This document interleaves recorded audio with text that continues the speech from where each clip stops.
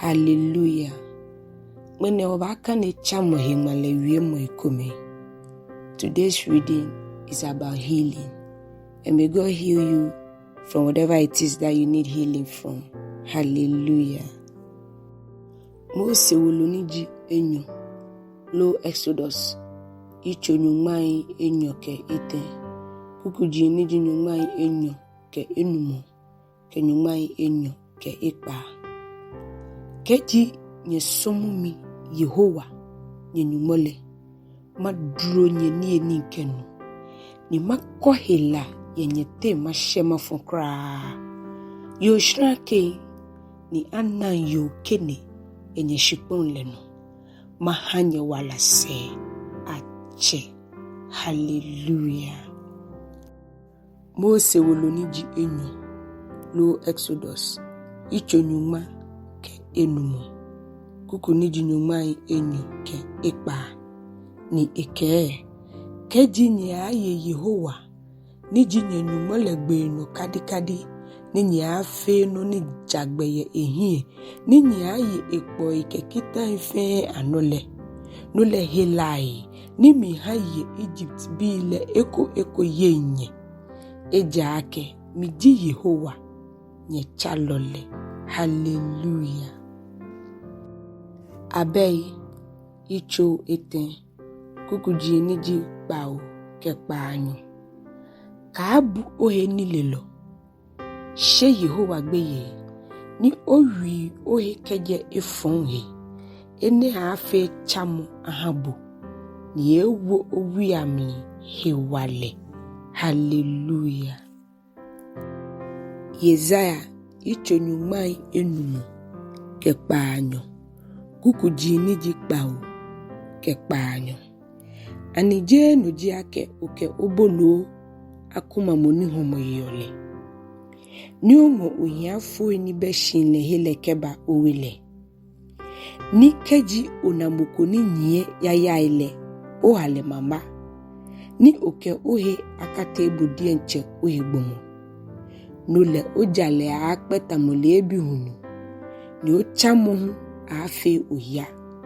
Ni ojalele anye ohie. Ni yowa nunyamle anye ose. Hallelujah. YESAIA icho nyumai enumu ke eten.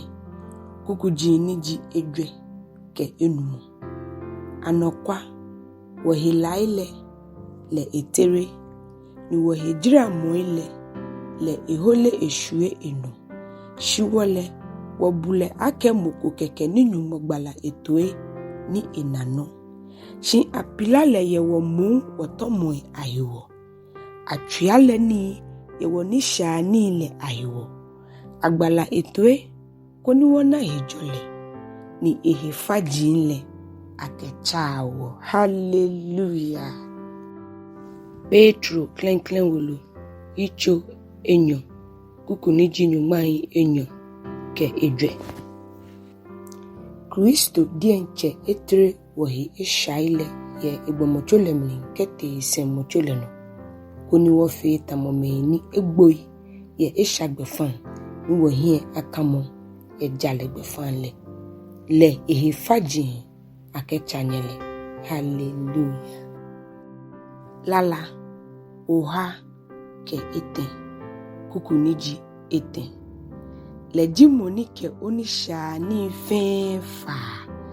Ni echa ohila ifia kwa. Hallelujah. LALA. Oha. Nyumai edwe kekpao. Kuku niji eten. Le echa meini trui ekumole. Ni efimo amepila moile ano. Hallelujah. LALA. Oha kekpao. Kuku niji nyumai enyo.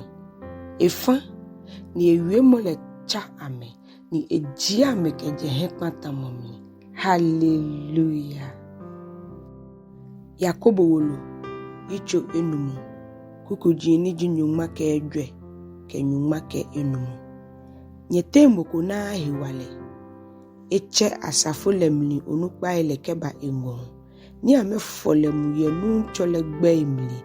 ni ame sole ame hale ni sole moni je hemo keyeli mnile ahere hila chele yiwala ni nunchole aate leshin ni keji efe eshale ake afale. Hallelujah. Matthew sani papa icho nehu keje kuku niji nyumai enyo ke ashi nyumai enyo ke enyo nina yokoni eyela fose mohila afi nyuma ke enyo lebaje esegbe itade na mulehi eja ake ikeye yin ake keji minamita itade lehi kekele mihi awami shi Yesu chon ni beni enalele ike biyo ha ochui anyo umli ohe mokeyelile ehere oyiwala ni yole hiwale na kaimle trale no. Hallelujah. Yohanes ani papa icho enumo kukujini jikbanyo kenehu Yesu kelake deshi ko sale ni onye ni amrole gbomole hiwale ni ewo isale ni enye. Hallelujah.